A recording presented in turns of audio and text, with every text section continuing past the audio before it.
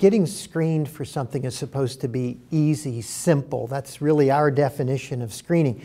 Colonoscopy is not an easy, simple screen. It takes a team, right? You have to prep the night before. You have to get anesthesia. You mostly have to take a day off work, have somebody drive you back and forth. So this is not just pop in on your lunch hour and have a test.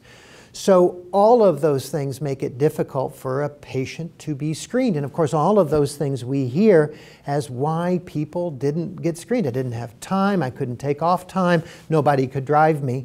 There's also, of course, the fear that I don't want the test, it's gross, I don't want to do the prep, it's disgusting. I don't want that thing put in my butt. And all the different pieces to the fear side of any medical procedure. I don't want to go to the dentist either, but you go, right? So it's one of those things that we have to overcome those fears. We have to overcome those barriers to make sure you get screened. One fear patients will tell me is that they're afraid that in having the colonoscopy we're going to find a colon cancer. And what I tell them in that case is if a colon cancer is present, we can find it early on a colonoscopy when it is far more curable, sometimes with just surgery alone, and very rarely with a colostomy. The top barriers for Americans being screened for colorectal cancer, the #1 barrier is fear.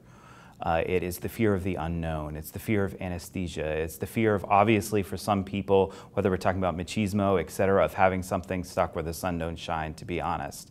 Obviously, there is the fear of, too, I have to take a day off of work. There's the fear of the prep. Actually, the #1 searched term for our website is colonoscopy prep tips, to be honest. And so, I think that these are all valid fears, and I think being educated about the colonoscopy itself and or looking at alternative tests, if that is really going to make a big barrier for you to go get screened, is very important.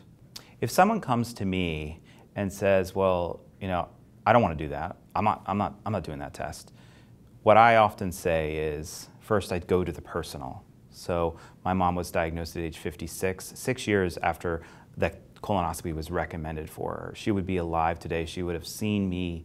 She would have seen me get married. She would have seen everything that's happening in my life.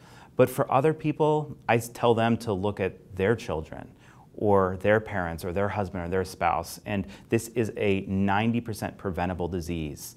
And to really think about doing this rather than the alternative.